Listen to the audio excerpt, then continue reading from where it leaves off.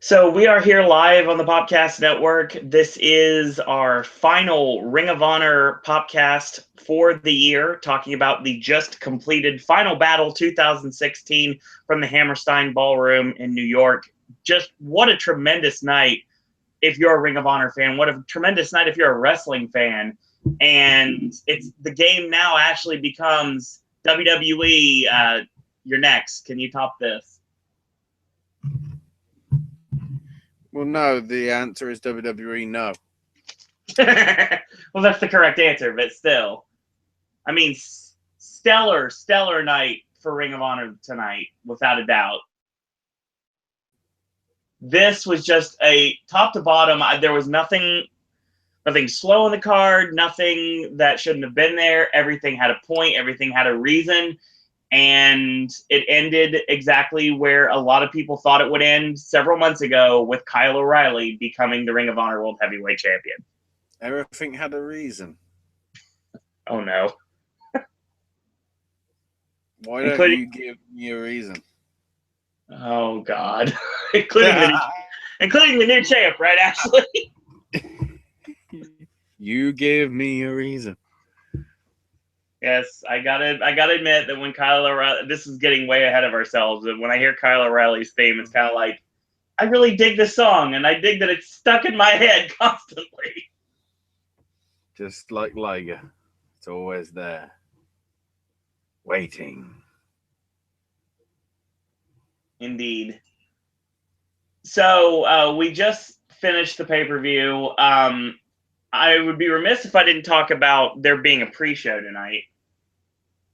Did you get a chance to hear what the results were for the pre-show matches, the dark matches before the pay-per-view?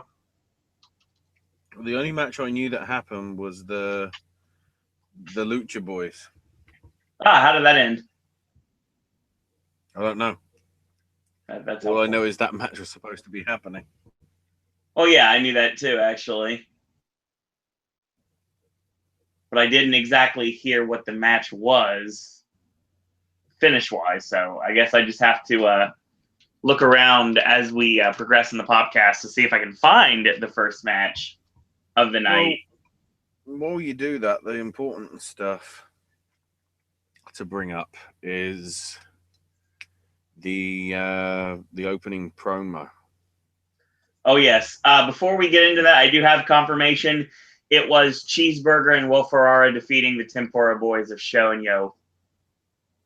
Sho and Yo lost, god damn it. Why did we bring these bastards in? It's Sho Tanaka and Yohei Komatsu. Yeah, I know. It's the young boys. Yeah, pretty much. Becoming not so young because they're not in New Japan anymore. Right.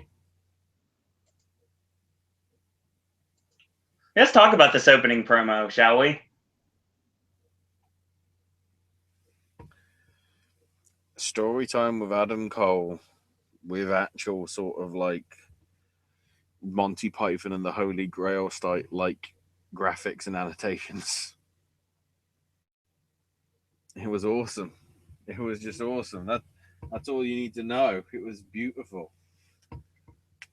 It set the scene perfectly for what was to come. Absolutely. And then, of course, we go straight into the commentators are not sat at ringside. They're actually sat on the stage where the entrances are. It's an interesting touch. Right. And, of course, we got Kevin and Steve as usual. And then we open with the 6-man tag match with the former Tribunal, which is now the Rebellion. You mean the Cabinet? That worked as a pay-per-view name. Isn't that right, Stephanie? Ashley, you mean the Cabinet, not the Tribunal? I don't fucking even know. Who gives a fuck? Cabinet sucked. To be quite honest, the whole concept of rebellion sucks. It's better than Cabinet. Yes, but that isn't saying something. That isn't saying much. No, of course not. Yeah. The fact that Caprice Coleman still thinks it's relevant to say Jive Turkey. Yeah, that was kind of bizarre. Sorry, I thought the best Oscar this year went to Super fucking Fly. What the shit? Seriously? Oh no, sorry. The BAFTA for best film went to Car Wash. And best supporting actor went to Who Gives a Fuck for They Called Me Mr. Tibbs. Oh boy. I don't get it. Get why Caprice Coleman is thinking he's from the 1970s. If he's like that, he should form a tag team partnership with Dalton Castle. Because Dalton Castle is John Travolta. That's one way to look at it.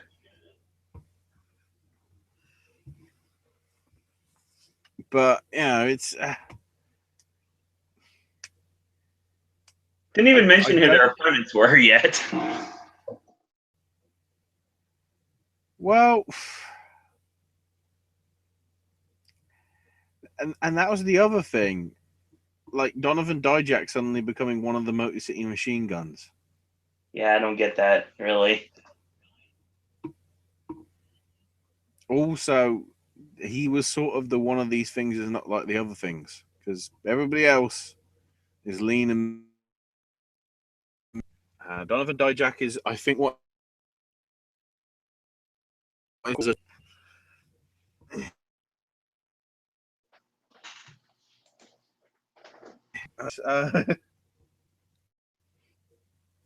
I don't know whether it was a decent style clash, if you will, but right. I don't know. It just felt it was good to see them, and they still delivered a good match, but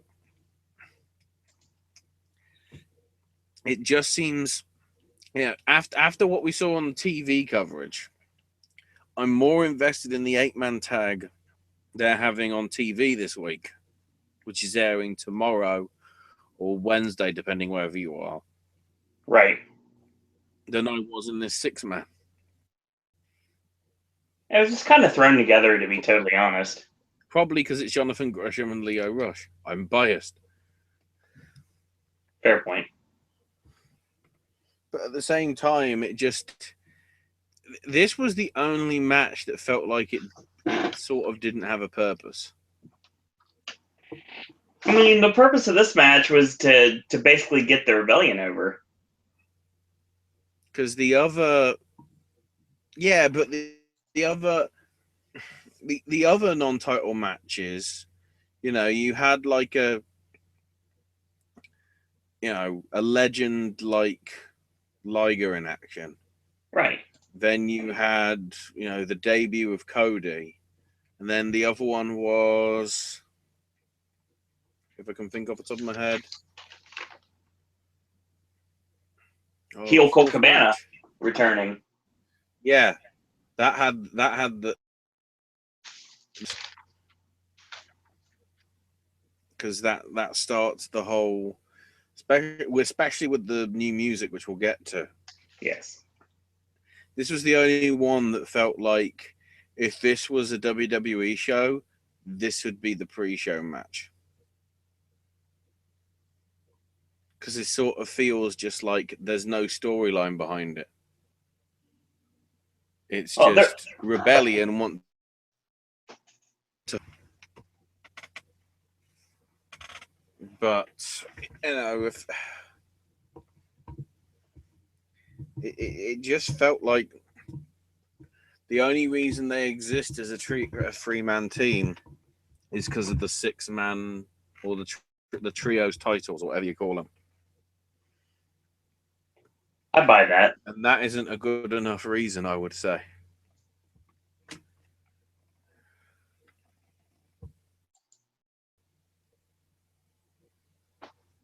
I mean, it was the match that, like you said before, if you would have taken it off the card, it would not have suffered at all. There wasn't really much of a reason for it. But I mean, obviously, Donovan Dijak is in a very interesting position right now because he was heel for quite a while, doing the stuff with Prince Nana, and now he's kind of breaking out on his own. And this was a really big year for him.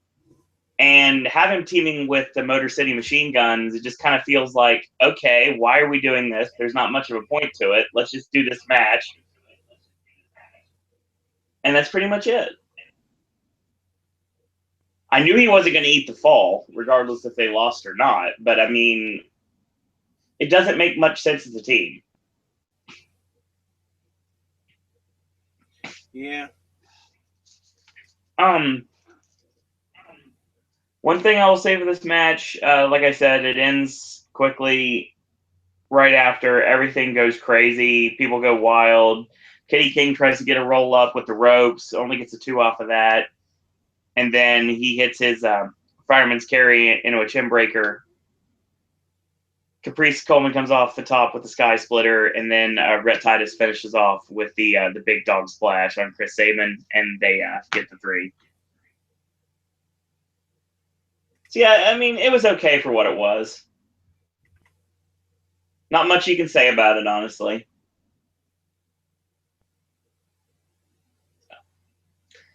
Because it basically got set up when the Guns set up Skull and Bones, but that ended up getting countered by Caprice Coleman, and then we had the roll up, and then we had the finish. So it was there, it happened. And if they're going to invest time in creating a 6-man division in Ring of Honor, they're really going to have to create new teams. And that also means throwing people together to see if they stick. And I think that the taping Sunday will probably showcase some new teams to the division.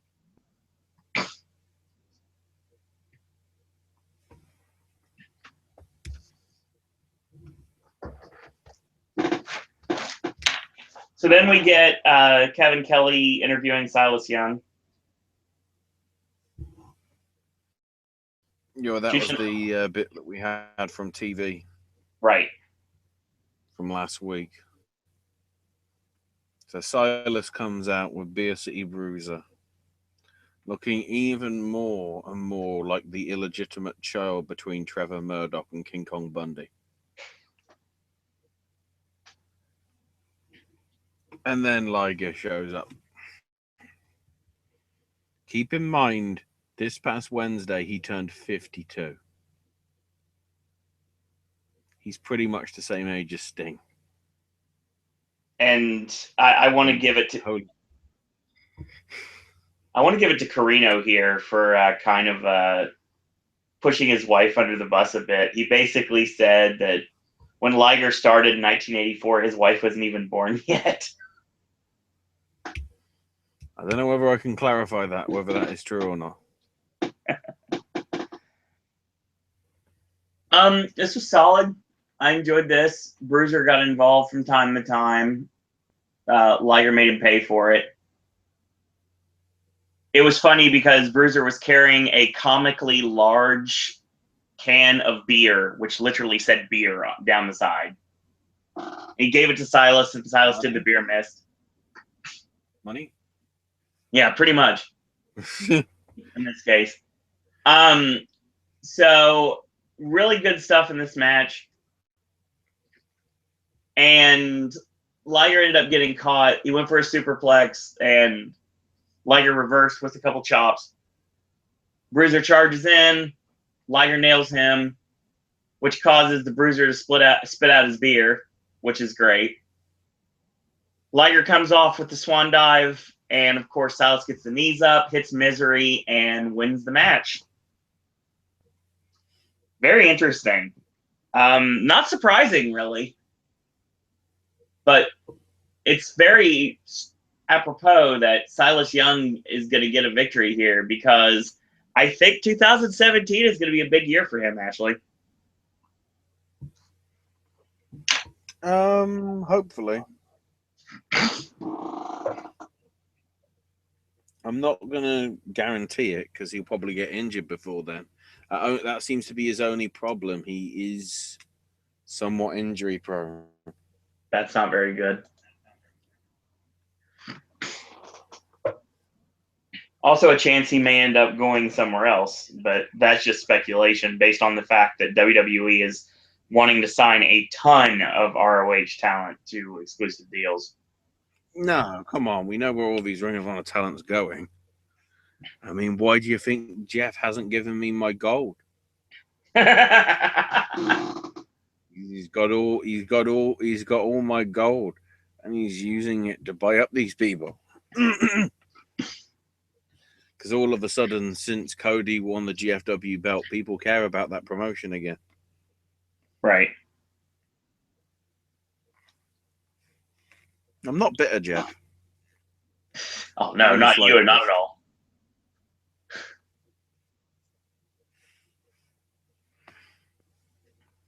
So we get a promo from Dalton Castle. Saying, don't fuck with Canada. Oh no, sorry, wrong wrestler.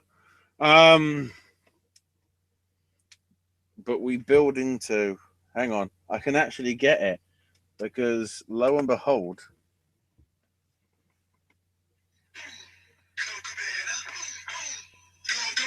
guess who uploaded their theme to YouTube?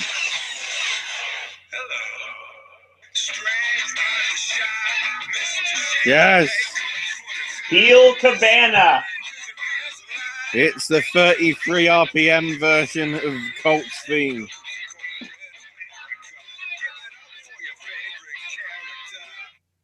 Before Cabana comes to the ring, the selling point and the final exclamation point on the promo is Dalton basically said, "I would never put my hands on another man's boys."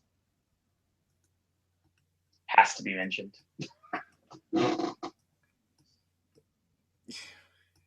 I like considering all the shit that's going on in the British media about a lot of football clubs and child sex allegations. I didn't think of that one. Now I'm disturbed by me. Fuck you, Owen. God damn it. Not to be outdone. Oh, first off, Cabana comes out with his new heel music that Ashley just played for everybody. He's wearing black and gold, which may be a veiled tribute to the Gold Bond Mafia. A lot of good stuff that Cabana did back in old school Colt Cabana days. Shout out to Dave Prazak on that one too.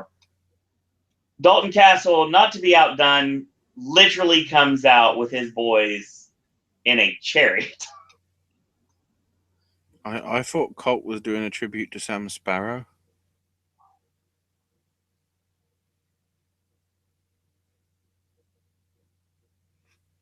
Interesting. See, I can't tell whether one, you don't get the reference, or two, there was a technical drop. It could have been a combination of both, to be totally honest. Column A, column B. Yeah. Thank. If it was, is it blue and white? Huh? The dress, you mean? Yeah. I know I'm flipping about colors there, but fuck it.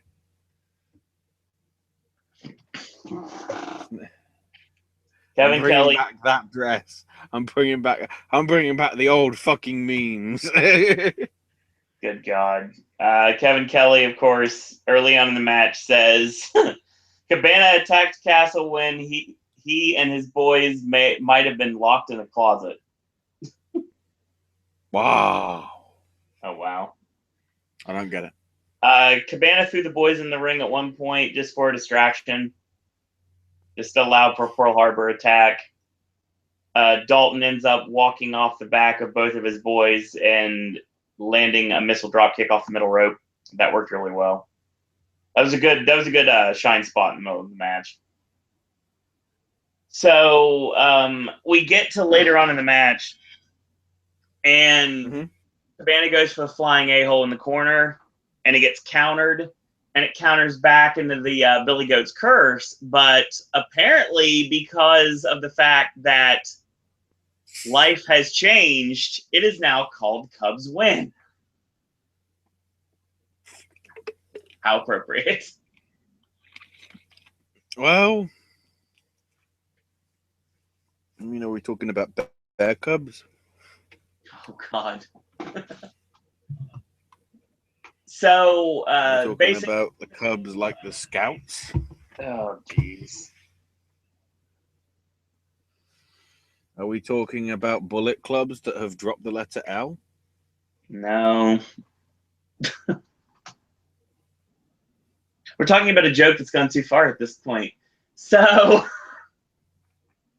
Cabana goes for I a just realized if Kevin Owen, the Bullet Cubs, because he does like pandas. Oh, he does. He is a zoo enthusiast, after all. Yes. So basically, pretty much the end comes with a wrecking ball drop kick from Castle, and he hits the 424 into the Rana. And yes, homework tells me the 424 is the area code for Catalina Island.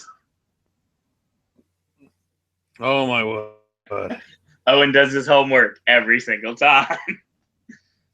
We get back in the ring. Cabana goes for the Cape Rana moonsault. He misses. Castle hits the Everest German, gets a near fall off of that. He gets the pinning predicament that beat Jay Lethal, and he only gets a 2 off of it. So Cabana ends up getting caught, going for Bangarang. He gets countered out. Near fall there. Backstop from Cabana. He gets caught again. Castle hits Bangarang and gets the win. Solid win for Dalton Castle here. I very happy to see him go over. I think it's much deserved. I think it makes sense for it to happen. Cabana's had a really interesting run since he's been back in the company. And I'm curious to see what they do with this this heel Cabana, because heel Cabana is very fun. Mm-hmm. But obviously, he would be overshadowed in his heelness by somebody a few minutes later. We'll get to that momentarily. He can't be true heel Cabana if he doesn't don the uniform and become Officer Colt Yes, Cabana. he has to be Officer Colt Cabana. That would be great. Hashtag Grizzled Cops for 2017.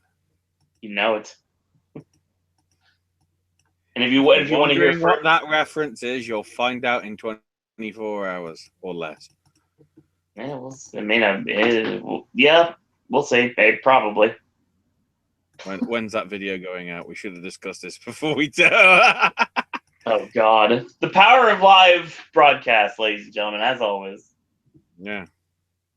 Yeah, but this match was good. Crowd was into it. What are they saying, Owen? Huh? What are they saying, Owen?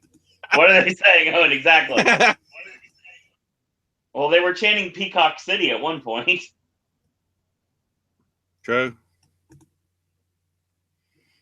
But yeah. Considering what happened at Survivor Series, more relevant. Right. So we get our next promo. It's Jay Lethal.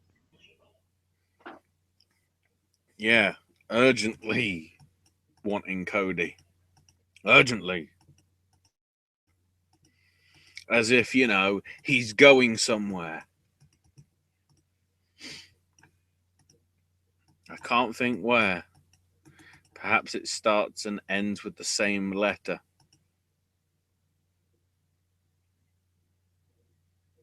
We shall see.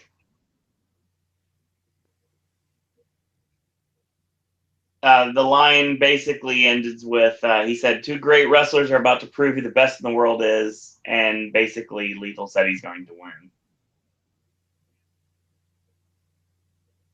So here comes Brandy. Nice to see her, as always. Personal ring announcer for Cody, of course.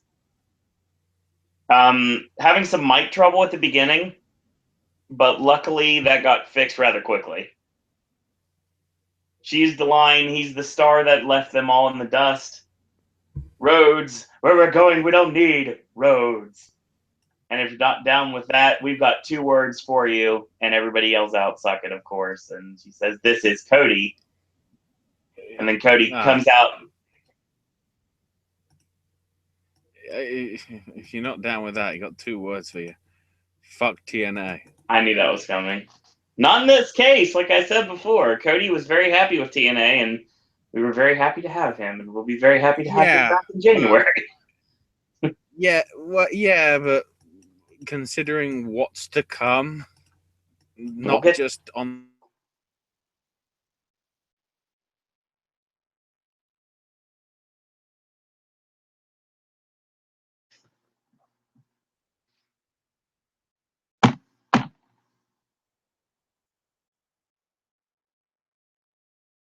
You're having some technical issues with Ashley at this point.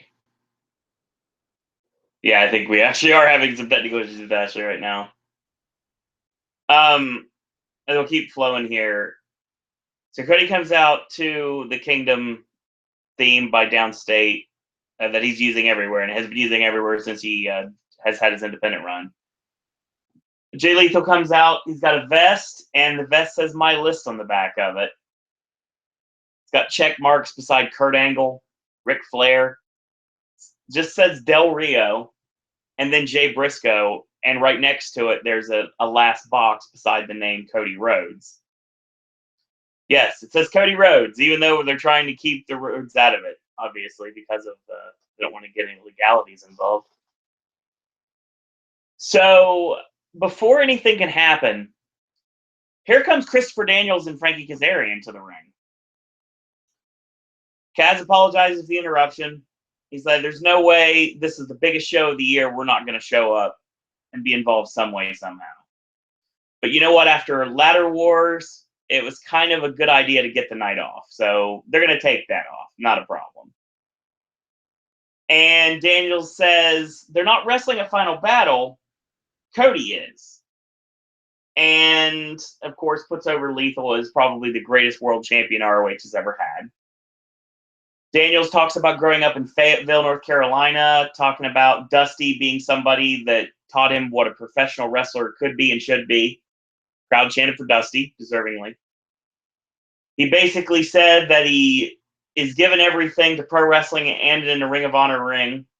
And for Ring of Honor to be the best, he needs to have people in the company that eat, sleep, and breathe and live and bleed professional wrestling. And then he said he has to go through men like Lethal and Kaz and himself to prove he belongs. He's talking to Cody at this point, and he basically says, doing this in front of the most rabid fans on the planet. He ends it by saying, "Let's tear it up like you know you can."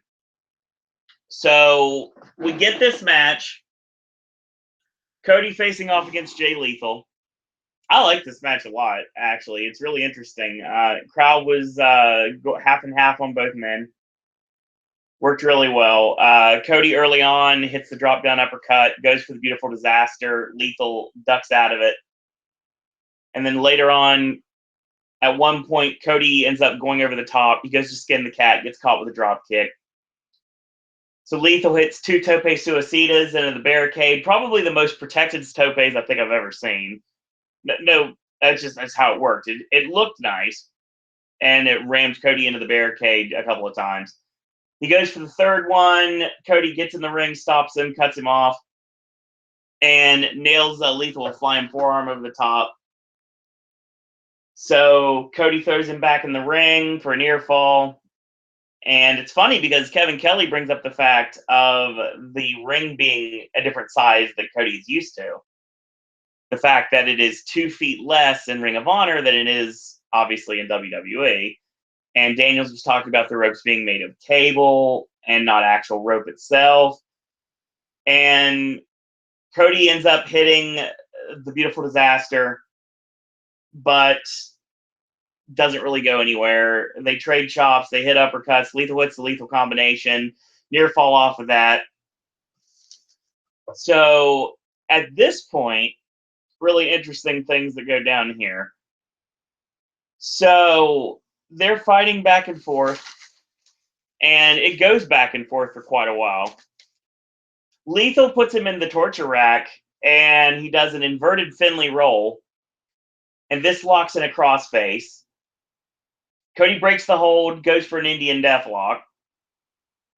So Lethal grabs the ropes. Cody gets a clothesline. Lethal gets spun like a top, kicks out on a near fall. Cody goes up for a moonsault press. Lethal sidesteps, sends him down to the canvas, goes up top, goes for Hail to the King, but Cody rolls him into a crucifix pin 1-2 and a kick out.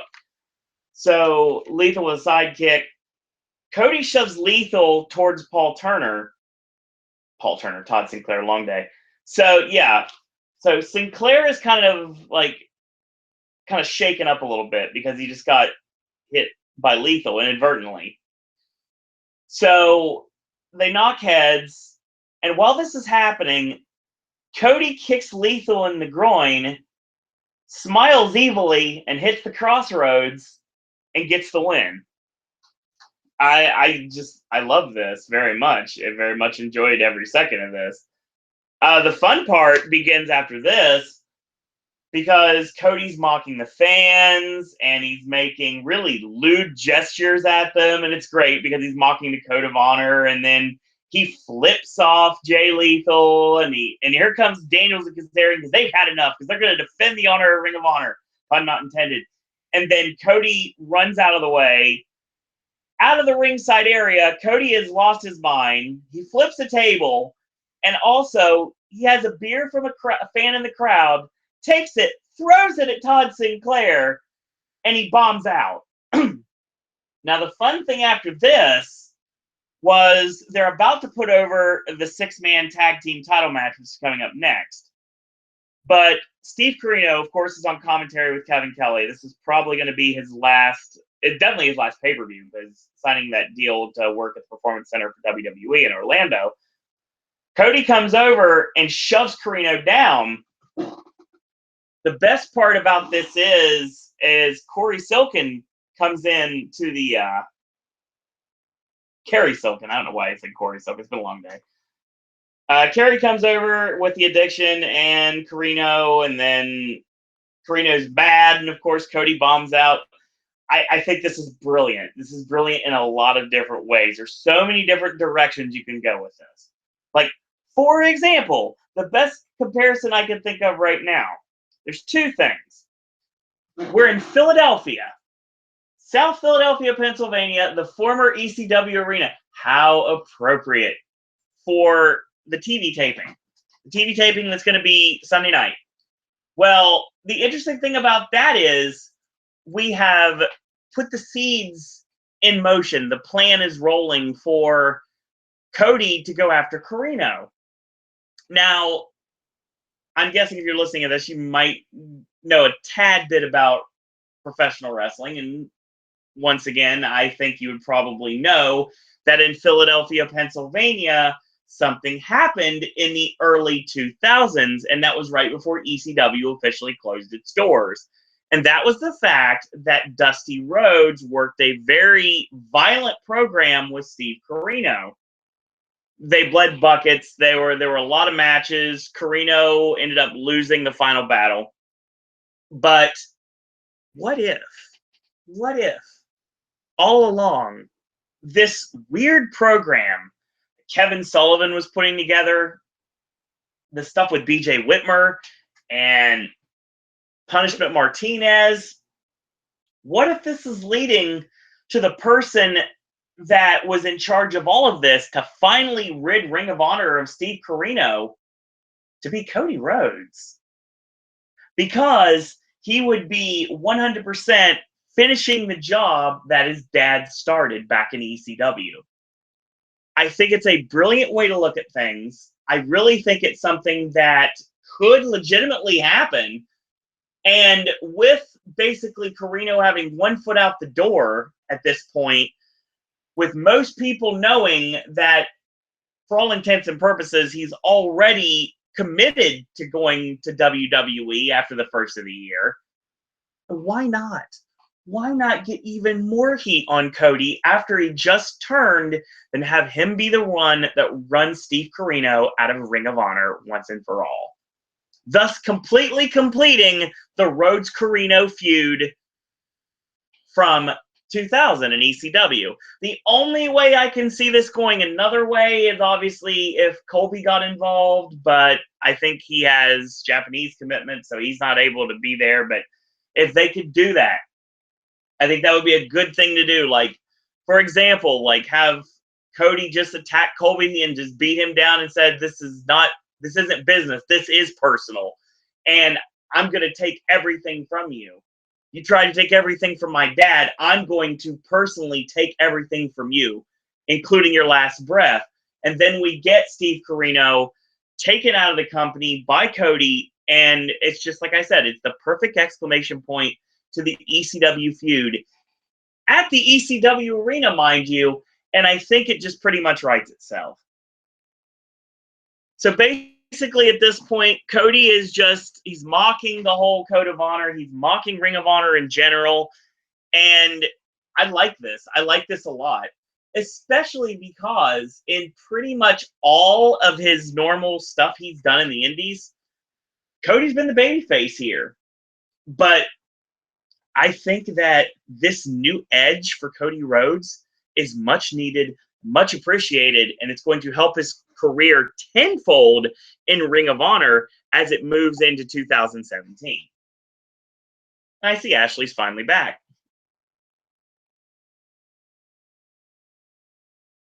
Or maybe not. So, yeah, this was really good. Really, really good. I like this a lot. And it's funny because, in all actuality, what Steve Corino did in the original ECW, being the person that wanted to ban hardcore at the beginning, like when he first came in with Jack Victory and Rhino, seeing Cody do like a version of this with Ring of Honor, saying basically that, you know what, your company doesn't matter. I don't care about tradition. I don't care about honor. I don't care about respect. I'm here for myself, and I'm here to prove why this company doesn't mean anything unless I'm a part of it. I just think this is great. And coming up with this storyline was just a masterwork from Ring of Honor. I cannot wait to see where we go next. And in the meantime, I can say right now, this was a solid match between the two of them. Welcome back, Ashley. Sorry, my internet got abducted from me. Oh, it's fine. I already mentioned, I already talked about the match in general. I really liked this a lot. Before everything happened, it was a solid back and forth match between two baby faces, and then the turn happened, and then, I mean, that crowd just ate everything up, and I just, like I've mentioned for the last couple minutes. Oh my God, they fell hook, line, and sinker without a doubt, and I cannot wait to see where this goes. Cody was disastrously beautiful. Yes. The other way around. The other way around. But well, I've already mentioned the whole. I mentioned everything we were talking about offline about the whole deal with Sullivan and Dusty and everything with Corino, and talking about that being where I think we're going with this. Kevin Sullivan is Dusty Rhodes. So that means he won 2 straight years running bunkhouse brawls in NWA.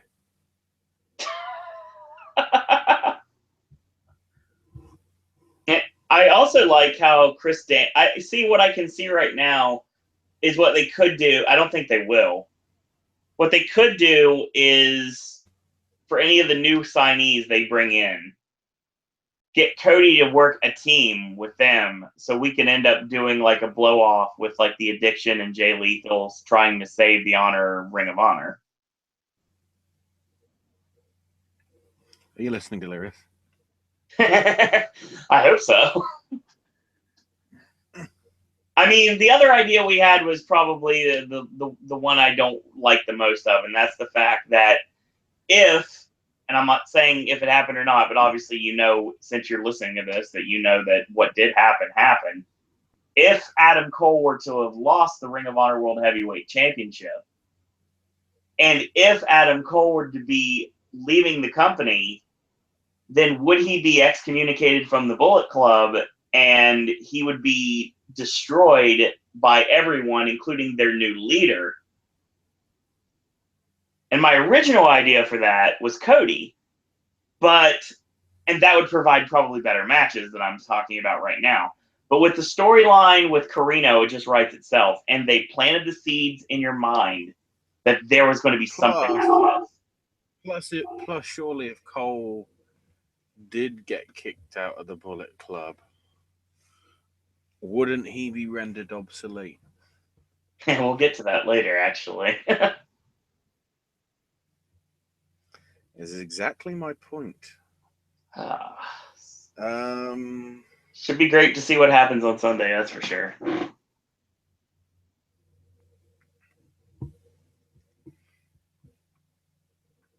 Next. That's funny. I didn't even notice that, but according to Torch's write-up here on the show, because I took a lot of notes, but obviously I can't get everything, especially because I'm having to write like crazy. In some ways, yes. Carino did say on commentary, it makes sense now because the father said the evil was coming, and it's Cody Rhodes. So yeah, they 100%, without me even knowing, put this idea in people's mind. Everything I just said will probably happen now. Everything is in its right place. Exactly. So, Ready. well, we had ACH leave the company, so Lio Rush replaced him, teaming up with Kushida and Jay White against the New Kingdom of Matt Taven's group of TK Orion and Vinny Marcellia. AKA, let's just not call it the New Kingdom. Let's call it Brutal Bob's Kingdom. Is it just... You know, they are Brutal Bob's boys. Well, yeah, but is it just me, Ashley, or when they came out, they looked a tad bit like Kenny Omega and the Young Bucks? They looked way too much like them. I think that's the point, because don't forget, they're the ones who eliminated the Bullet Club from the tournament in the first place. Yeah, but I don't think that's the right move. No, probably not. That is not the right move. Yet. A lot going on in this match. Hard to keep track of. Like I said, I could call this match, but writing it down is not fun. Matt Taven has a cane. He nails Jay White with it. Lio Rush drop kicks Kushida accidentally. So Rush hits an overhead kick, the hook kick, same one that won a Cruiserweight Championship last weekend. Suplex, countered, cane shot to Rush. Referee's down at this point, was already down from a previous bump earlier. Kingdom hit an inverted Cerberus bomb and got the win on Lio Rush. The fun thing about this, a fan threw some toilet paper in the ring. Matt Taven pulls his tights down, shoves it down the back of his pants, and throws it back at the crowd. Yeah. I mean, the point of this match really was to get the Kingdom over and get them the point of the match was to get Taven over. Oh yeah, without a doubt. Taven is the one that had to get over here. I think Vinny and TK could get dropped as quick as they came in. Should be a shame because they didn't do too bad. It was a fine match. Vinny's been around for like 10 years. Right. TK, I have no clue because he doesn't have a cage match page. I know them. I know them from JCW, and I thought when you said TK Orion, I thought you were It came up to me. I was like, oh yeah, he's from JCW. That's right. Yeah, but he doesn't have a cage match page, so he's not a wrestler. Even Dragon has a cage match page. That is true. TK Orion? No.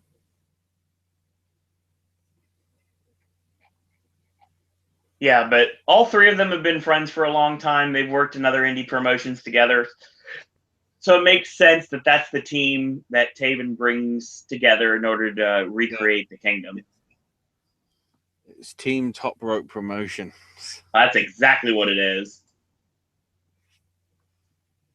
And the thing is, somebody's going to get... Okay, this is NXT spoilers. But either Vinny or TK, I think, when Bennett is done with TNA, which could be already, either Vinny or TK is going to get the Sawyer Fulton treatment. Oh, yeah, I'm sure of it. Or Bennett teams up with two other people to take on the Kingdom. I see, that's a possibility too, but would you bring Mike Bennett back in as a babyface? Yeah, because he was a heel for too fucking long. Yeah, that makes sense. Yeah, it could work, honestly. Like we do the Midnight Express feud. Like we can have the Kingdom versus the Kingdom, and it could be Taven's Kingdom versus Bennett's Kingdom. Don't remind me that there was another bloody Rock and Roll Express. Jeez. I mean, like I said, let's be honest. There's about 5 Rock and Roll Expresses. God. Yeah, this match was fine for what it was. I like this. Vinny locks on a Boston Crab in the ropes. Kushida comes up, locks him in the hoverboard lock. And Taven comes in, hits a superplex on Kushida. And then Rush with the frog splash on Taven. TK breaks it up with an elbow, and then we get a finishers galore until we get to the end. I mean, it was a lot to cover. Like I said, it's a match I definitely could call, but not easily a match I could write. So it was good for what it was, though. I enjoyed it. It was solid. Mm-hmm. We get footage of what happened in the UK with Will Ospreay beating Bobby Fish to win the Ring of Honor Television Championship. And then 2 nights later, the villain took the title for himself. And then came Final Battle. Oh, boy. Okay, so unfortunately, we find out that Bobby Fish was having some unknown issue, like family issues, and he was sent home from the UK tour. It is mentioned on commentary that his mother passed away. I actually mentioned it on commentary, Roy. So yeah, that's why he was out of action for tonight as well. Right.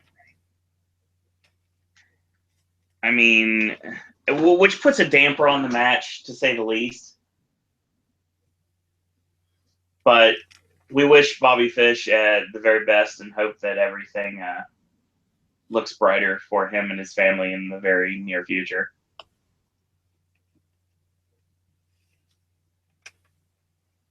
But that being said, this match, good God.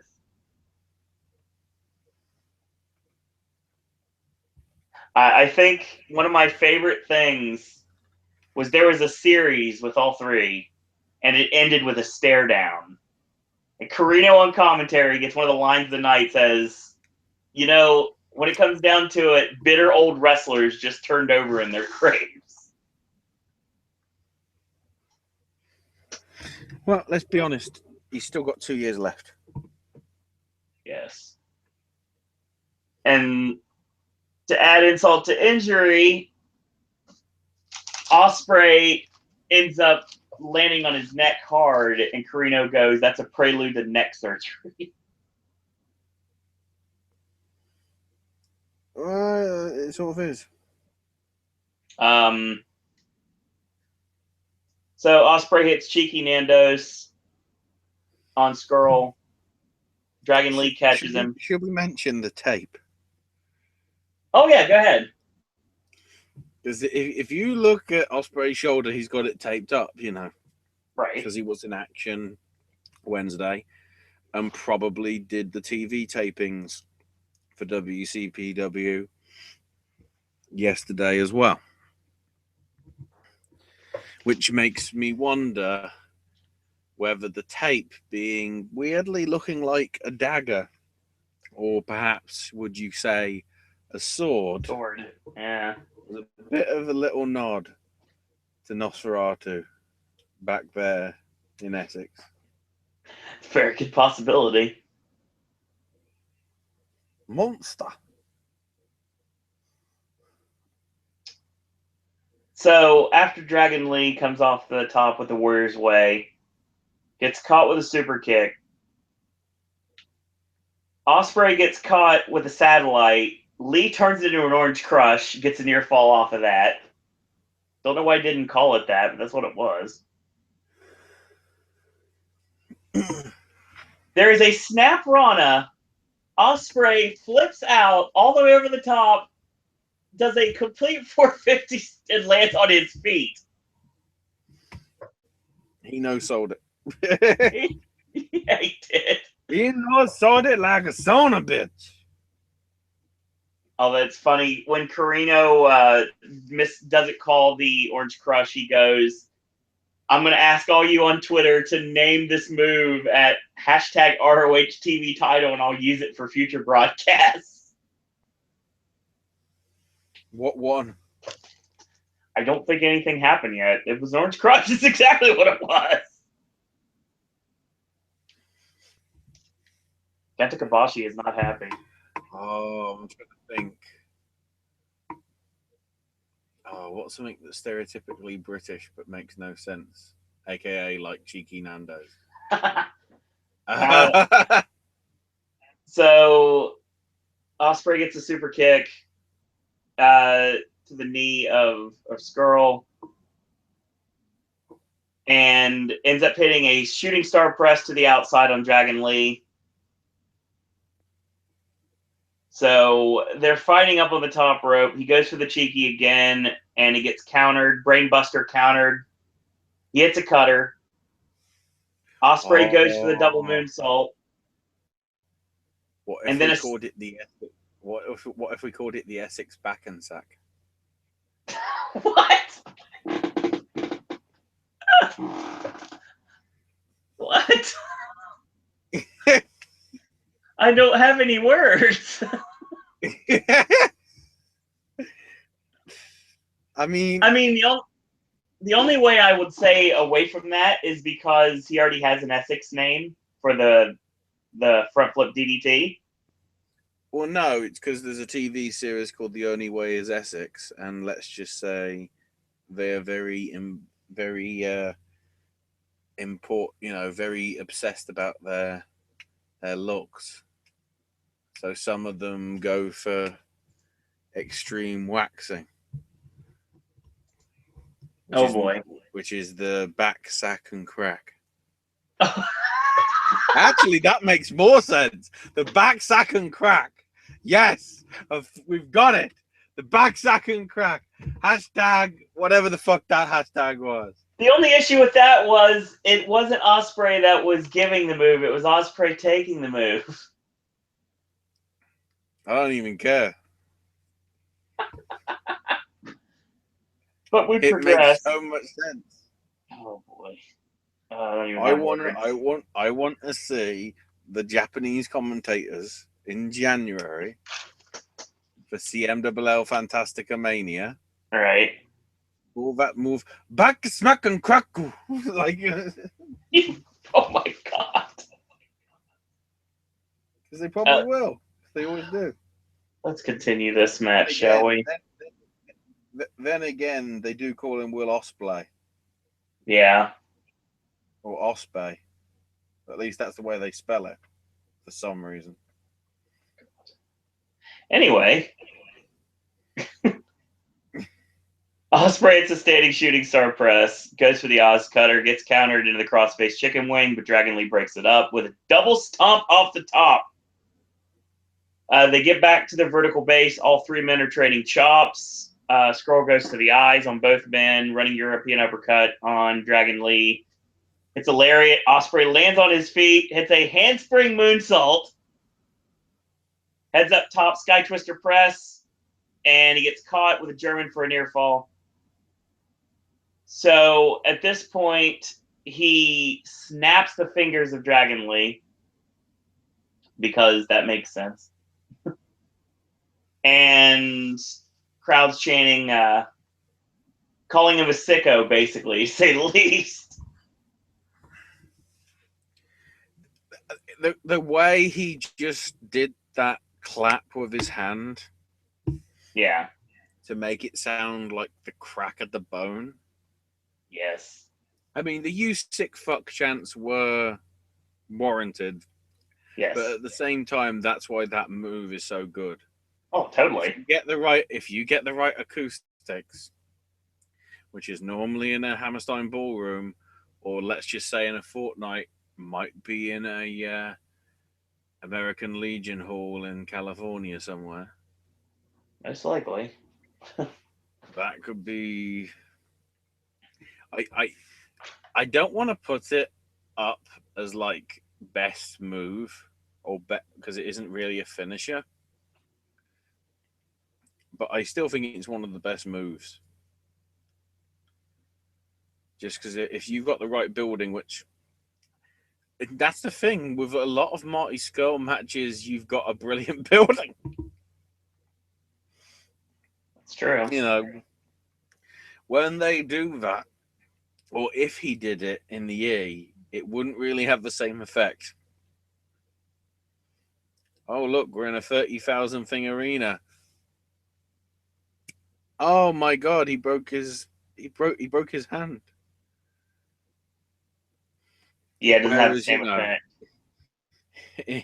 If it's in a place that's got echoey acoustics, it's just like right. It goes over much better. So we get to the finish here, basically. Scroll goes for the crossface chicken wing. It gets countered into a wheelbarrow roll-up for a near fall. Ospreay comes off with the corkscrew round kick to the back of the neck. Basically a corkscrew axe kick, pretty much. And at this point, he goes for the Oz cutter. He hits it on Dragon Lee. What ends up happening after this, Skrull has the presence of mind to toss Ospreay out of the ring, locks in the crossface chicken wing, and Lee has to tap out. Real quick, one of the things I will say, this is one thing I thought was really cool. I try to pay attention to commentary when I can. Like WWE, I kind of tune out because obviously it makes me sad. But Kevin Kelly said if they replayed highlights from this match, they'd have to replay the whole thing. This match was 10 minutes, Ashley. 10 minutes. They did more in 10 minutes than most people could do in 20. Roman. And yeah. This just phenomenal. Phenomenal match. So we move forward to see in Philadelphia who the next challenger to the Ring of Honor television title is going to be.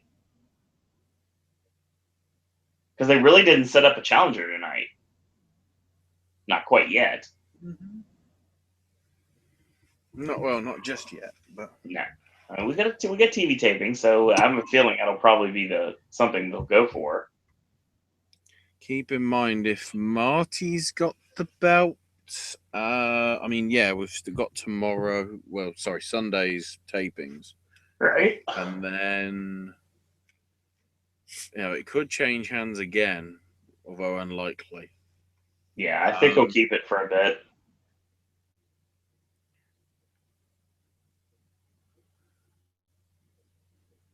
I mean, the thing we could Well, that's for later on.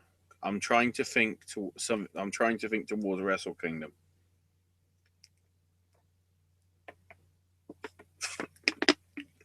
Because I would think at least one of the Ring of Honor titles could be on the line on that show. That makes sense. We'll probably get to it later. Because I think Wrestle Kingdom 10 will have a exodus of sort, just like, or Wrestle Kingdom 11, sorry, will have an exodus similar to Wrestle Kingdom 10 to some extent. Right. And I can see where you're coming from there easily. But we'll get to that because, I mean, whether you love him or loathe him, Monsieur Meltzer did tweet out, "How do you follow that?" Well, now, how do you follow that? Well, there is one problem because the two teams that were following were the Briscoes and the Jacksons. Yep.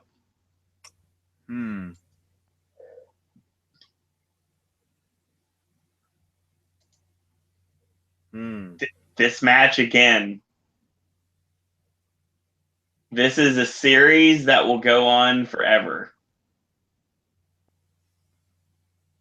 And my God, what a way to end it.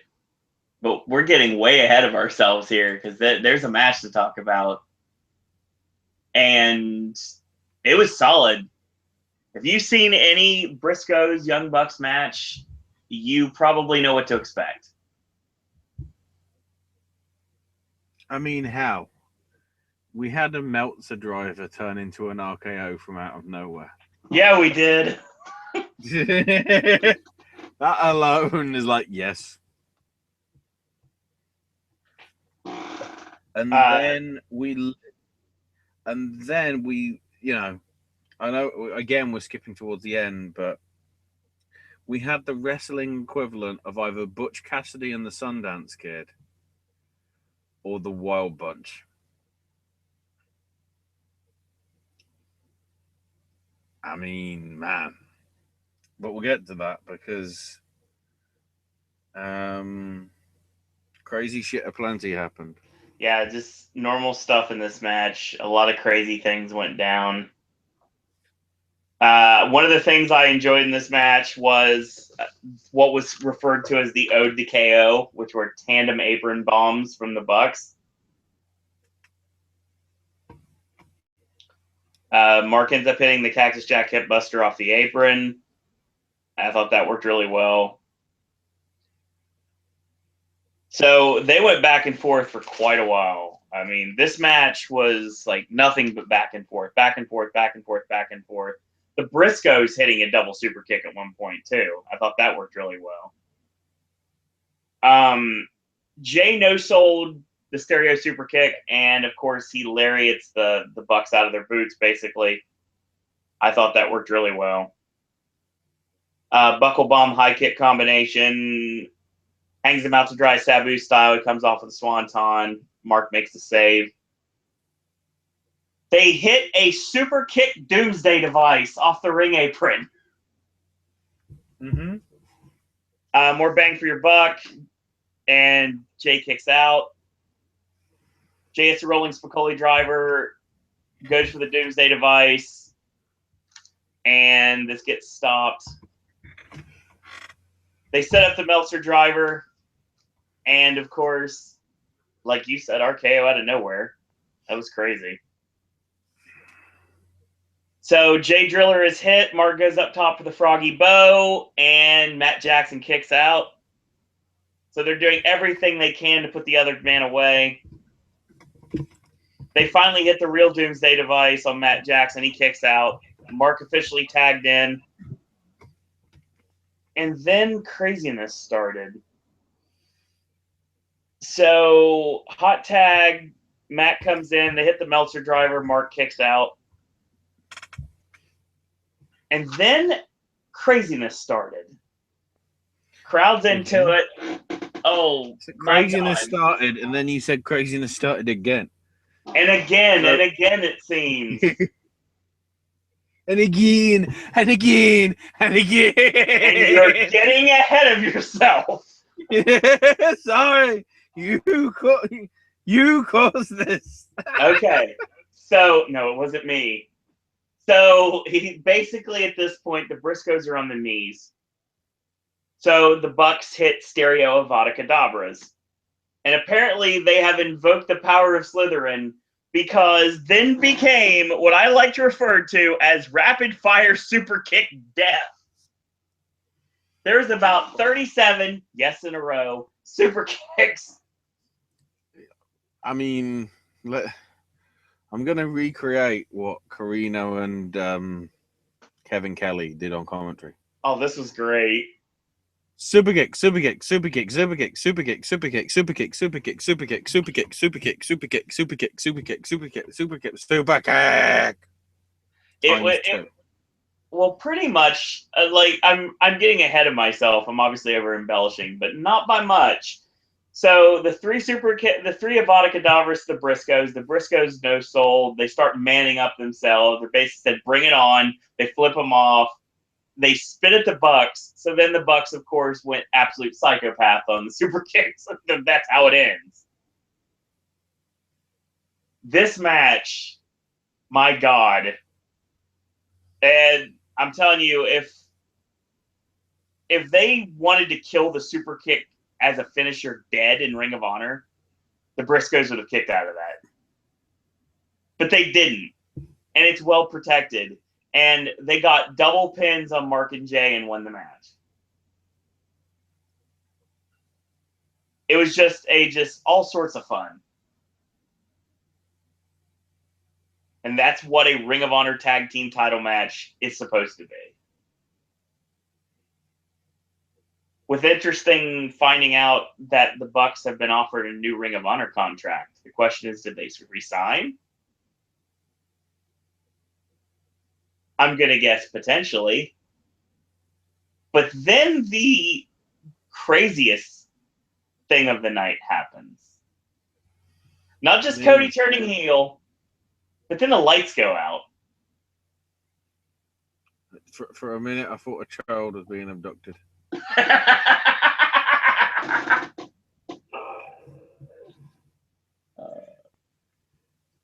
Comedy for two is still comedy.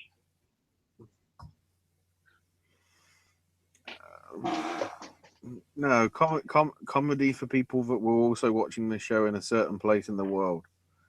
Yes, correctly. It's comedy for the.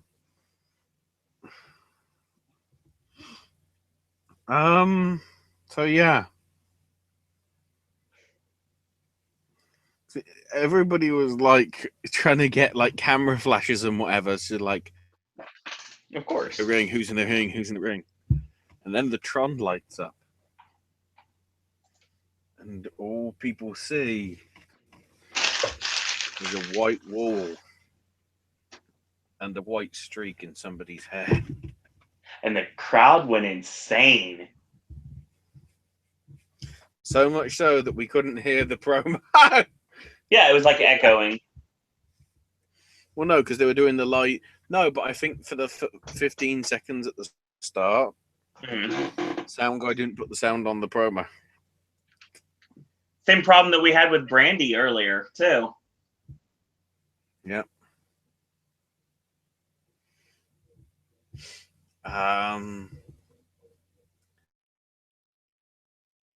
It was that Broken Matt and Brother Nero,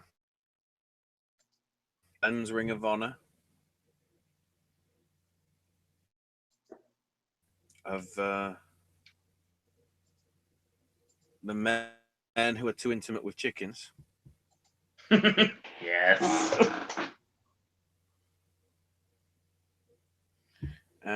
People that believe that parties can only be delivered with kicks of a more than satisfactory level, and if not,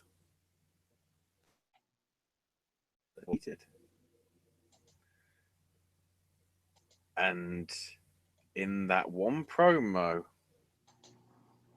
Dixie is fucking crying. Maybe. Because I think from the way it's being presented, the Hardys are not TNA exclusive anymore. Well, Because in essence, what they've done in TNA has fucked Dixie. Because they are the only thing at the minute that is making TNA worth watching. And if they get rid of them, they get rid of the thing that people want to watch. So in essence, the Hardys have carte blanche. right. Especially considering they got given the chance to actually organise 2 weeks of tapings. Or should I say 2 weeks worth of tapings.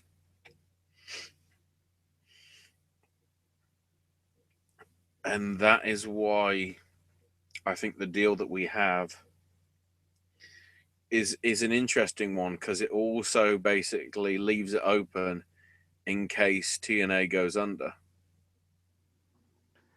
I really think that there's a good possibility that the Bucks show up at Total Nonstop Deletion. It would not shock me at all. Oh, no. They edit it in. What if they edited it in without Dixie knowing? And then the Young Bucks show up, beat the Hardys, saying, "Why the hell did we come to this compound?"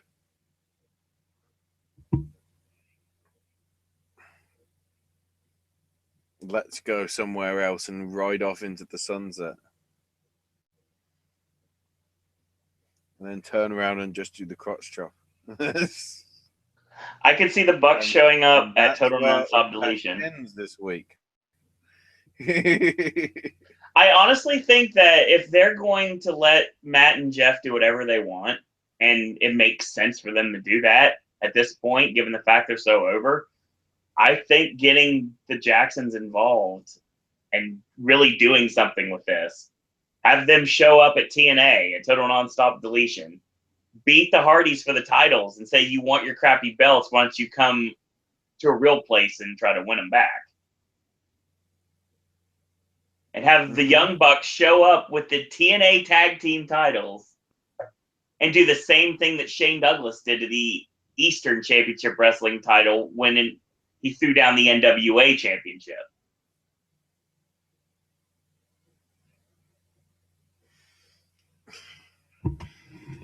What, the ultimate fuck TNA?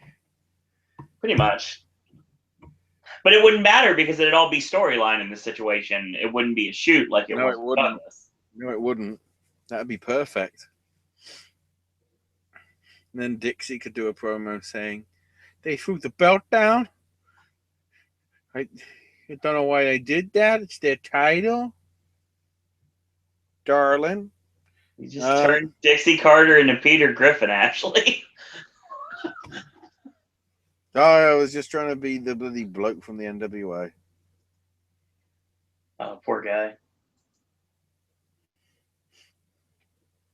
But no, seriously. Of course, poor guy. He wasn't Bruce Tharp. Hence why he was a dick. The thing is, there's so many different directions you can go with this. And the last time that Matt and Jeff were involved in a Ring of Honor storyline didn't really go very well. I have a feeling this time it's going to be a lot different.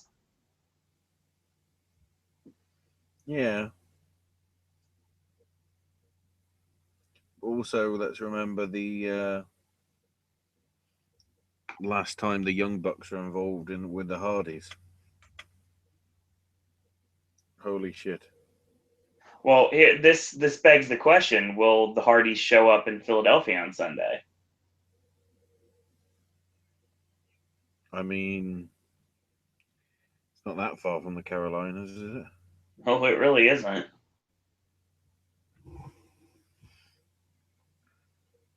I wouldn't be shocked if Matt shows up again and basically dares the Bucks to show up at Total Nonstop Deletion.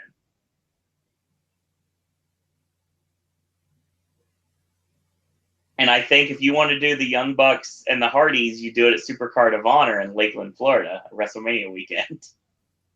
So many former TNA stars are going to be center stage in not TNA shows on WrestleMania week.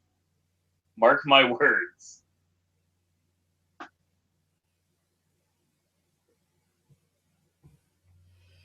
That's all that matters. Exactly. But yeah, this segment, my God, everybody just went crazy for it. Then after that match, Meltzer tweeted nothing because he was like, well, there's no point because it could get more interesting. And it did. To some extent it did, and to some extent somebody in the production truck fucked up. Right. So, the match, which changed a little bit over the last 24 hours. Right. The Ring of Honor World title match between Adam Cole defending against Kyle O'Reilly for the last ever time, allegedly. The match got changed to a no DQ match, which was basically an excuse for let's destroy tables. Yes.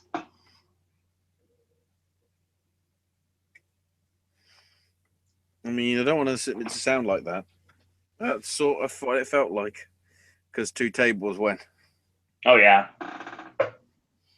And, you know, we had thumbtacks, we had chairs, we had non-folding chairs.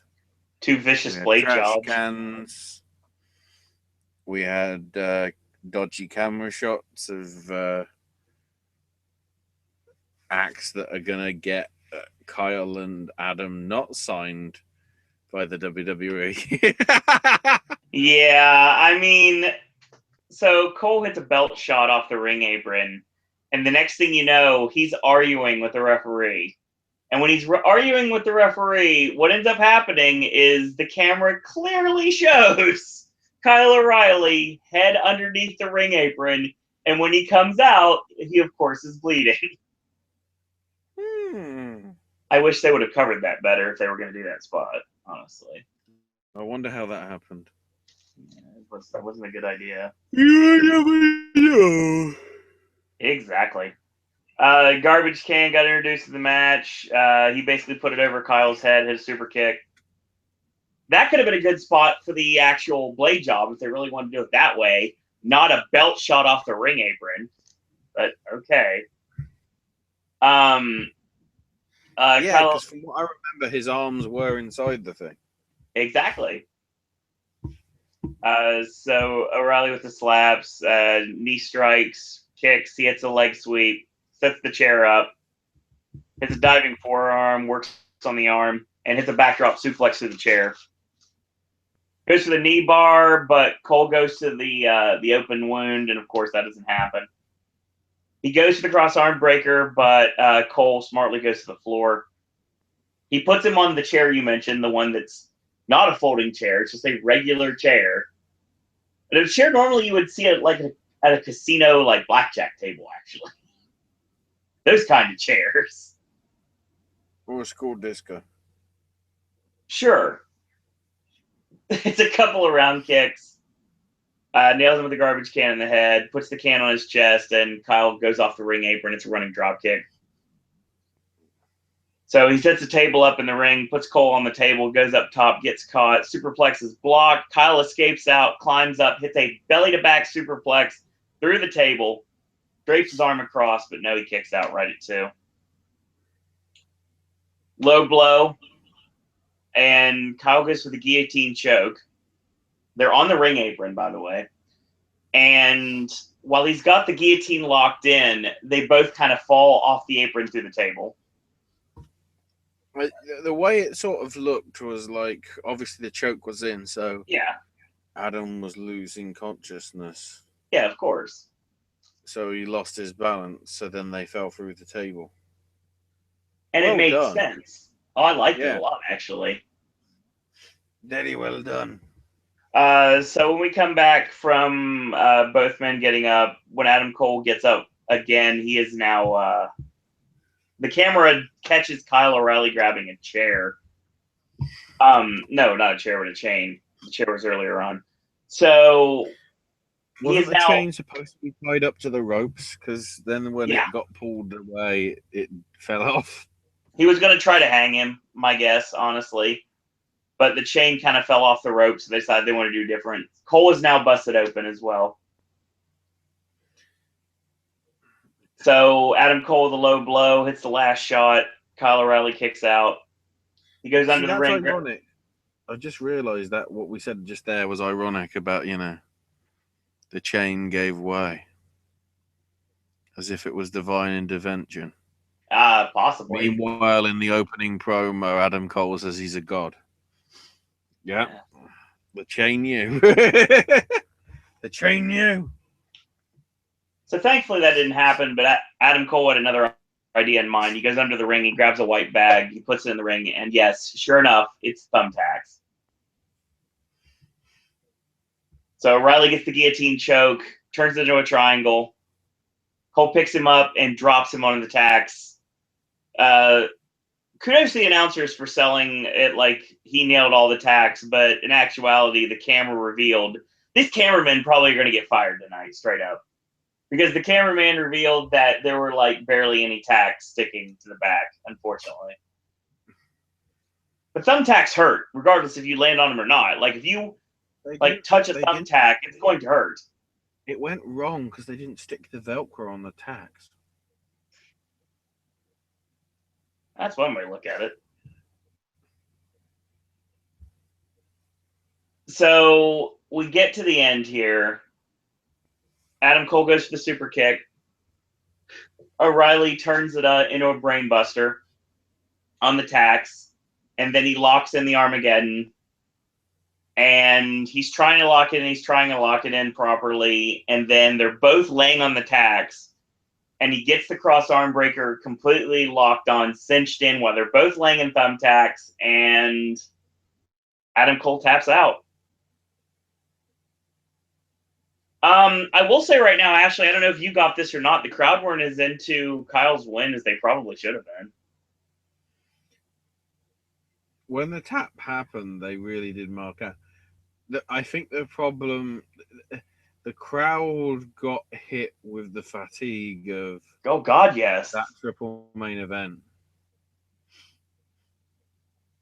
I mean, you had 3 matches that would go at least 4 stars, depending on who you are, hitting you one after another, and the crowd was probably just out of it at this point. Like, I mean, this could have been a fight without honor, too. If they really wanted to, if they knew they were going to do the stipulation and do a no DQ match, I would have just went all out with it. I think that there should have been, honestly, Ashley, I don't know if you agree with me or not, but I think a lot of people would probably see the fact that there probably should have been a buffer match between at least 2 of these matches to chill the crowd out a little bit, to bring them to build them back up again for the main.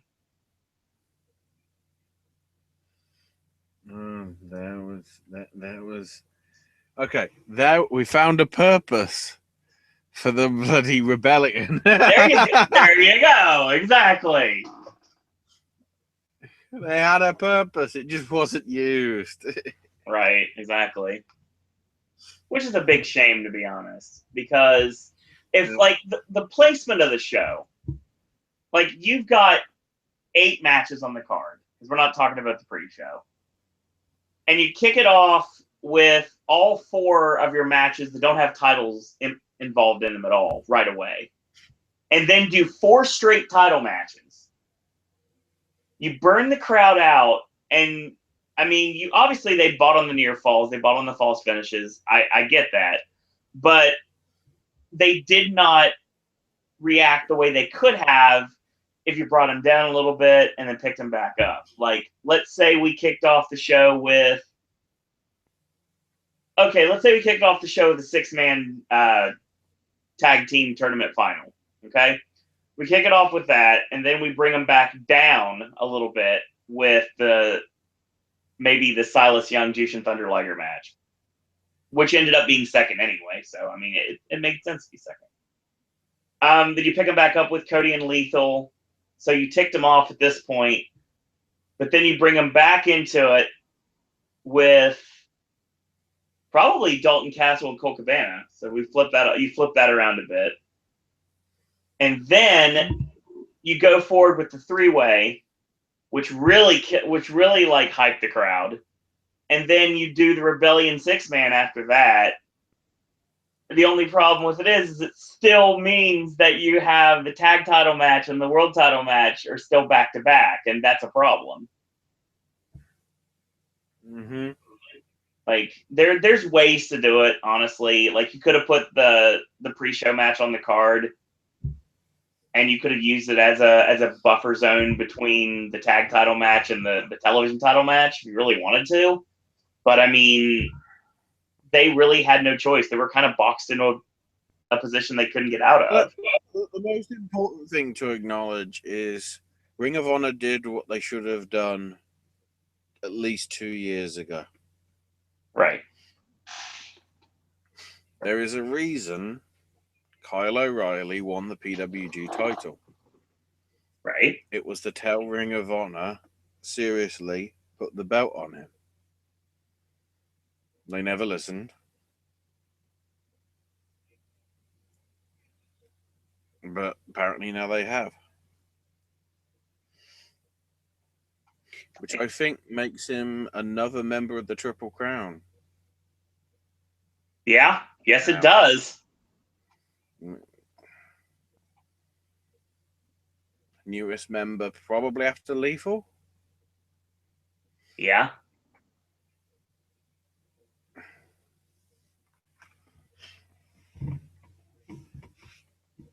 I mean, it was a solid match, and it was very different from anything else we've saw tonight. No, definitely. And I mean, it's the match that really made sense to have blood. Yeah. So everything had its place, but the thing is, the crowd was so burnt out, the big pop he should have gotten didn't sustain after the initial reaction of the tap out. Mm-hmm. And then Kerry Silkin comes in the ring and presents Kyle O'Reilly with the title, and he celebrates. They go off air for like a second, and then we basically see something with him putting over Adam Cole and saying, I aspire to have a title reign even close to him. And then the next thing you know, we have color bars.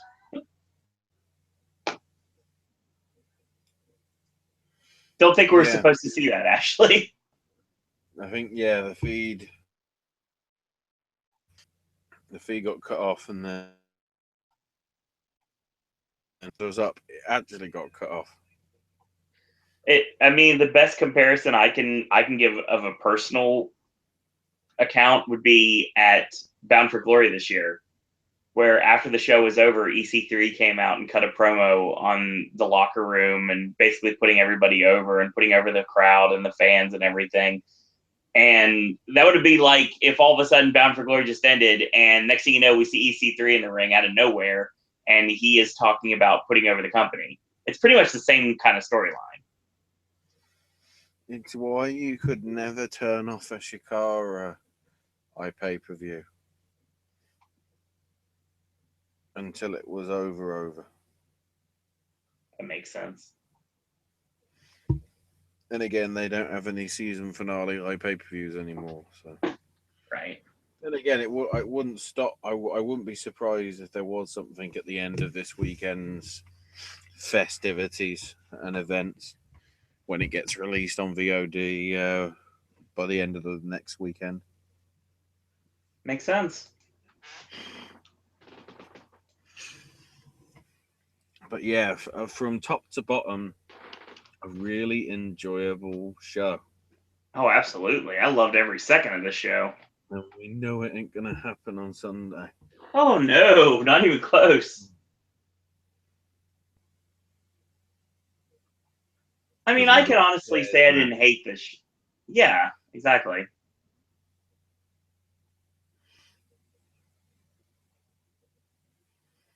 The great thing is the chairs match. They should honestly just do it as like, well, that isn't the type of chair that we meant. So that's a DQ finish. Oh, it makes sense at this point, to be honest. Mm-hmm. I mean, if you look at the show for Sunday, I mean, AJ's great. Ambrose is it's kind of been wishy-washy lately. The tag title match is going to be kind of there. Corbin and Kalisto probably not going to be very good. I mean, Nikki Bella and Carmella is Wishy-washy Panto Dame from Aladdin. Oh boy. I mean, honestly, you look at there's 6 matches on on this TLC show, Ashley, and the only thing that really looks interesting to me right now is Miz and Ziggler in the ladder match and Becky Lynch and Alexa Bliss. Wow, come on, it's Ambrose of CZW fame. But is it? That's the AJ question. Styles of TNA Unbreakable 2005 and God knows how many other fucking matches fame. But is it though? That's the thing. Is Dean going to show up? Because lately he's not been showing up.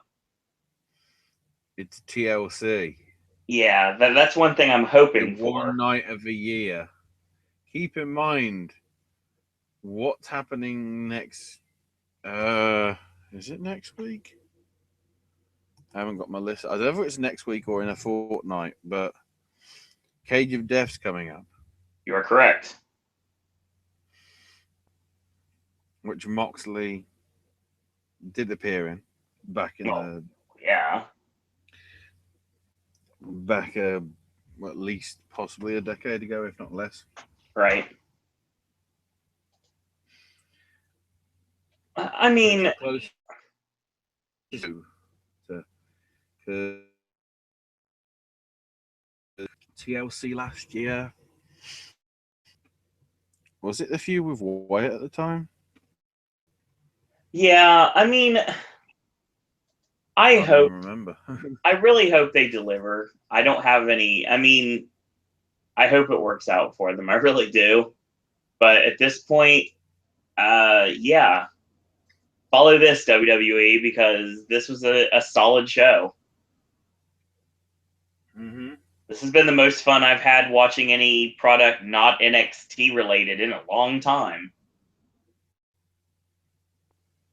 And I'm glad we on the network started covering ROH because it gives me something new to watch that doesn't burn me out as quick as WWE programming does.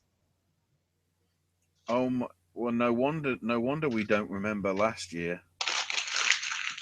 Okay, he won the Intercontinental title against Kevin Owens. Yeah.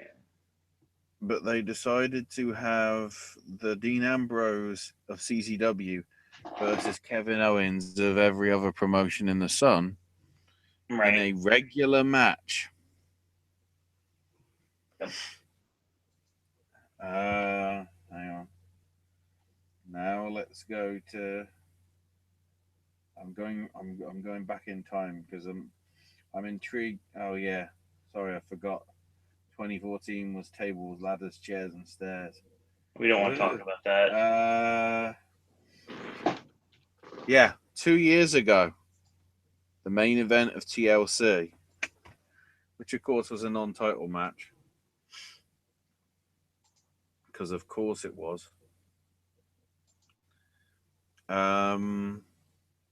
Was Wyatt beating Ambrose in a TLC match. I vaguely remember that one actually being a pretty good one because it had the exploding television monitor along with other stuff. You know, and remember, this is the culmination of AJ's first year in the company. he's going to want to leave people with that match of the year candidate. Because the thing is, he could win it anyway, but WWE would like it to be in their company, not New Japan. Right. There was that thing on January the 4th with him and Nakamura, which, I don't know, pretty much better than all the other matches. I just don't care about WWE programming right now. We haven't really seen AJ in his sort of hardcore heyday for a number of years either. This is correct. We could have some very interesting spots, stuff that we haven't seen for a while. It's true. The most important thing is Mauro will be lead commentating on it. That's one of the only things I'm looking forward to.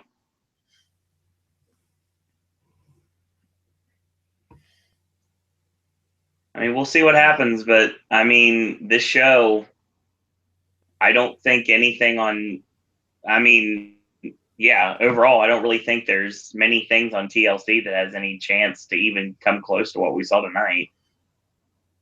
Apart from TLC. And probably, as you said, Ms. Ziggler.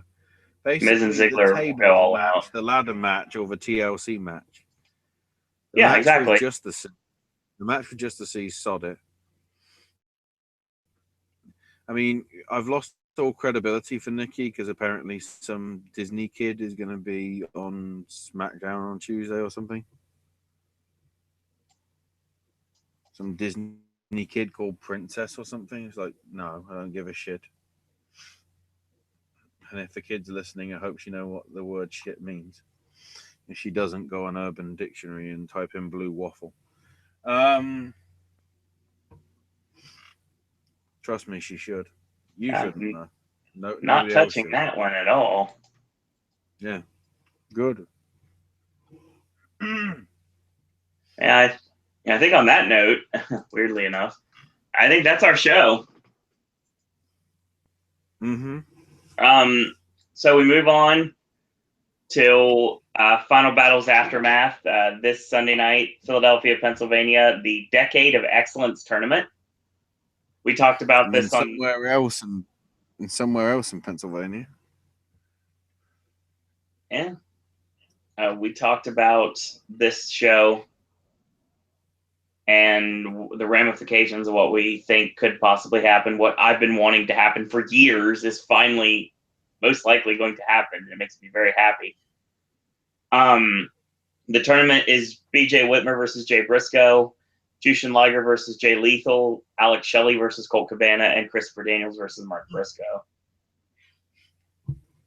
The winner will get a title shot in Las Vegas on March 10th at the 15th anniversary pay-per-view. I don't know. At this point, I don't know if Kyle O'Reilly is going to walk into Vegas with the title or not, actually. And that's what we'll wait to Sunday for. Yeah. Sunday will reveal a lot of things, considering all the contracts that are rumored to be expiring. Not just on the wrestling side, but also on the announcing side.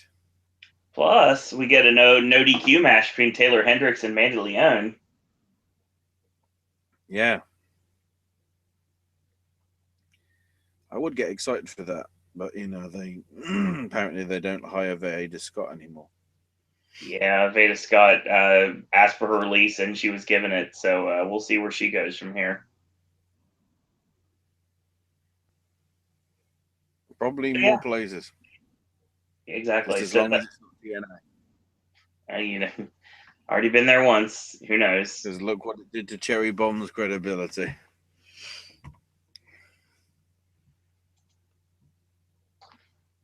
The last Can't even be called Cherry Bomb anymore. She has to go by her TNA name because apparently everybody just thinks that's her name. God Almighty. The next time TNA, you got me thinking about TNA now. Thanks. The next time TNA is going to be taping is goes to TNA on TNT. No. It's too late for that. The next time TNA is going to be taping a Universal on January, I believe it's January 4th to the 10th. I'm pretty sure that's it right now. They're going up against Wrestle Kingdom. Are they idiots? They're not live shows. One of them is. I know, they're taped. Why would you go to a taped show? Because I had fun. You saw Maharabali Shera wrestle. You did not have fun. No, I did not. I booed the daylights out of him. That was fun. Ring of Honor returns in January on the 14th to Center Stage in Atlanta, Georgia. I was really awesome seeing Cody talk about that, like growing up, like being there, watching his dad compete at Center Stage, and now he gets to work Center Stage, which is really cool. So yeah, that's our show. A lot of cool things coming for Ring of Honor in 2017. You can definitely tell right now. Heel Cody is going to be fun. I like heel Cabana very much. The Briscoes and the Bucks tore the house down. I think we've started the genesis of the Addiction being baby faces now, and giving Christopher Daniels the Ring of Honor World Heavyweight Championship, even if it's just a transitional champion. Don't care, as long as he gets the title he very well deserves before he retires. Just a solid night of action, and I can't wait to see what happens on Sunday. So we'll talk about the tapings on Sunday, this Wednesday, on the Wednesday Wrestling Podcast at 9 p.m. Talking all things professional wrestling. In addition to Ring of Honor, we're talking about What Culture Pro Wrestling. We're talking about Lucha Underground. Talking about TNA. We're talking about... I don't know whether we are going to talk WCPW, because are they going to get tapings in time? We'll see. Actually, I should probably go to WCP. I should probably go to What Culture's website, because if they haven't put the video up of Loaded for this week on their own website, there ain't going to be anything coming this week. So if I have a quick look now, so I can plan ahead. NXT SmackDown 205 Live, all about the Indies, all about Japan, and so much more. It's Wednesday on the Wednesday Wrestling Podcast. If you're not a wrestling fan, if you are a wrestling fan, obviously, I don't know if you're going to be a movie fan, but if you are, then Ashley, through the power of like reading what he said, along with AJ and myself, did our Academy Awards predictions for November. They're going to be up on the network sometime today. Sunday Versus is coming up. Cryptic Comment is Family Spies. Damon and Fast returns next week. Sunday night is TLC. Right after it's over, Ashley, myself, and Scott, along with potentially other people, will be joining us to talk about WWE. And Raw, of course, the Raw podcast is going to be after Raw is over on Monday night, and then back on Wednesday. Sip and Snack back on Thursday, and we're moving towards Roadblock now, actually, which is the next end of the line. Yes, Roadblock, Walking Dead, end of the line. It's coming your way, and then a lot of big things coming in the next several weeks from the network. So stay tuned for that. So, plus our first Halloween Horror Nights 27 speculation podcast with the official introduction of Mockingjay to the elite of the Popcast Network. That's going to be coming your way sometime in the next couple of weeks. So stay tuned for more information on that. So in the meantime, Ashley, where can we find you on social media? I'm on Twitter at Ash is my name UK. In terms of gaming with Ash, it's probably going to be reacting to. I can't even call it the Game Awards because it felt more like game adverts. Mm-hmm. And also Hideo Kojima, I Love You, signed Jeff Keighley.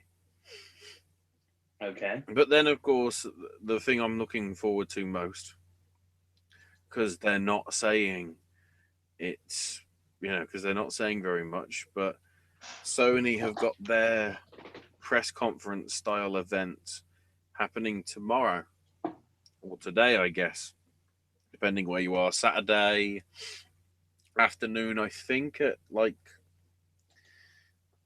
I think it's 9 or 10 Pacific. Hmm.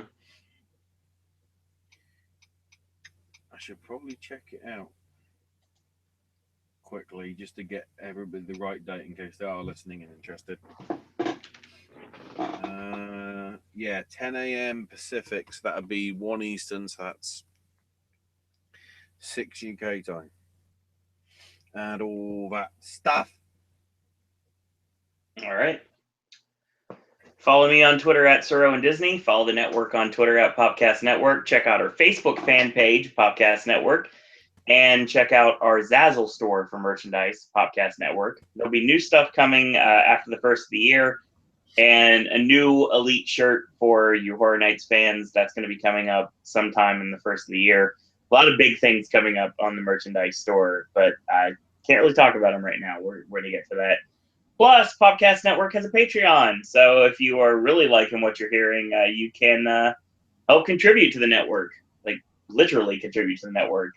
Everything is found at Popcast Network on Facebook, Twitter, Patreon, and Zazzle. So, that being said, I want to thank you guys and girls out there for watching. Wrestling fans, join us for WWE content for TLC this Sunday night as soon as the show ends, and for Raw on Monday. If you are not a WWE fan and you want to check out more of us talking about independent wrestling and the world of wrestling at large, check us out Wednesday, 9 p.m. for the Wednesday Wrestling Podcast, talking anything and everything pro wrestling. So Ashley and myself will be continuing to bring you top-notch wrestling content here on the Popcast Network.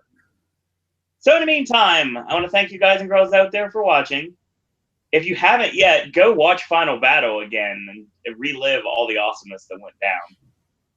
And if you're close to Philly and it's in your ways to be there, try to. Honestly, if I was... It's on the Fight app. You have somewhat of an excuse, but not that much. Exactly. So in the meantime, I want to thank you guys and girls out there for watching. And until tomorrow, boys and girls, that's all we got to say about that.